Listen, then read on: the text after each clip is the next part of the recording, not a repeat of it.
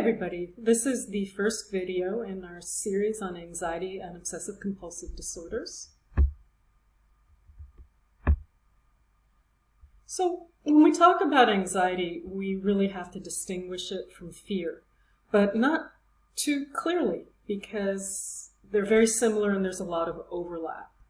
So when we talk about fear, fear is the central nervous system's response to threat. So when you're afraid, you feel it in your body. It's a physical experience and a response. Anxiety is a fear response. It's not, one way to think about it is the body's fear response, but the mind is in a different state than it is in fear. And what I mean by that is some suggest that it's a central nervous system response to a vague sense of threat, and we certainly see that in generalized anxiety disorder. It could also be defined as a state, an internal state of arousal that's both psychological and physical, and it's not necessarily based on an outside threat. So a person could be anxious as a result of thoughts, worries, unfounded fears. The DSM speaks of anxiety as anticipated future threat. And the way I think about that is, I think of these as the two biggest words in the English language if you put them together. And that is, what if? So I have a presentation to do, and I'm worried that I'm going to bomb. So I think about all the what ifs. What if I forget what I want to say? What if I'm not smart enough? What if they think, I don't know, whatever about me? What if I stutter? What if I sweat? What if, what if? Think about anything that makes you anxious. It could be driving over a bridge. It could be going to a social event. Almost all of those anxiety-creating thoughts begin with what if. So that's what the DSM means when it says anticipated future threat. That's the what if. Whereas, and the response is a fear response, right? But fear, we think of fear as our response when there's an actual threat, a physical threat outside of ourselves. It doesn't have to be physical, but it's an actual threat outside of ourselves. And of course, there's going to be a lot of overlap between the two. So, fear is an autonomic nervous system response. So, you read in your book, and you know now that the nervous system has two separate kinds of systems in it. The first is the central nervous system, which is the brain and the spinal cord.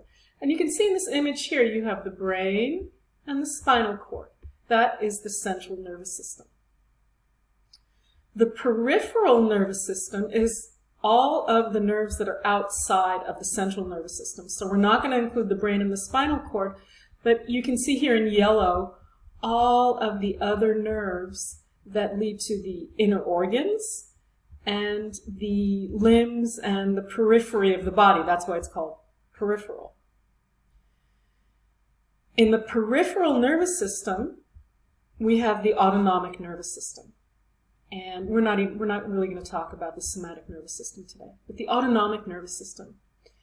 And what that controls is, self-regulated action of internal organs and glands. And what that means is the functioning of our body that we are not in control of. Basically, if you think of autonomic as, you could think of it as automatic in a way. It functions on its own. It is autonomous.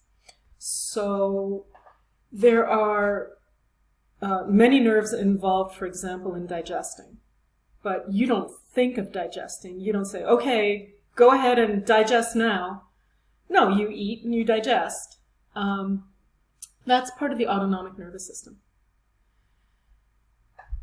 The sympathetic nervous system that you see here is that response that we have to fear. The sympathetic nervous system is an arousal system, so that when you feel fear, typically there's going to be a rise in heart rate, you're going to maybe gasp, so, that kind of thing. So you inhale, you fill your lungs with oxygen, you might feel warm, you might feel a little nauseated, that adrenaline rush feeling, you might break a little sweat.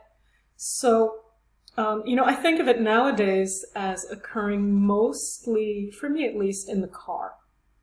So I'm driving along, and let's say I'm being an idiot, and I decide to check something on my phone. Sometimes I'm not being an idiot, I'm really looking at my GPS. What are you going to do, right?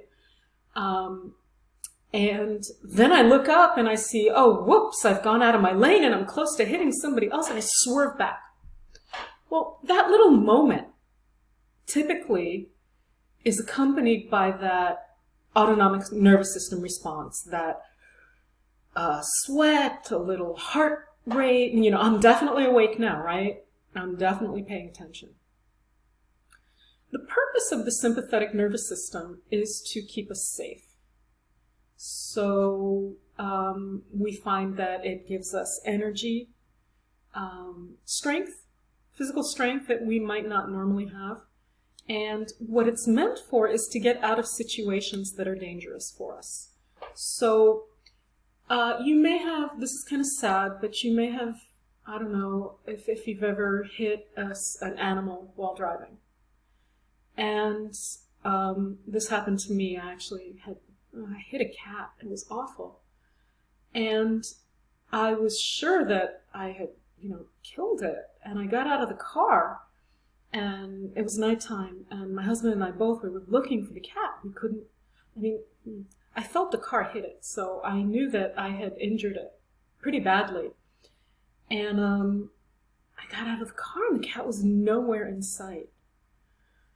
What I imagine happened is that although the cat was probably pretty badly injured, the sympathetic nervous system gets activated.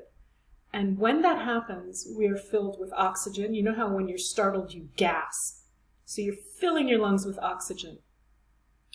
And that, whether you have asthma or have been smoking, doesn't matter. Everything expands so that you can do that, so that you can breathe in. And you have a capacity with adrenaline to run even if you are in pain.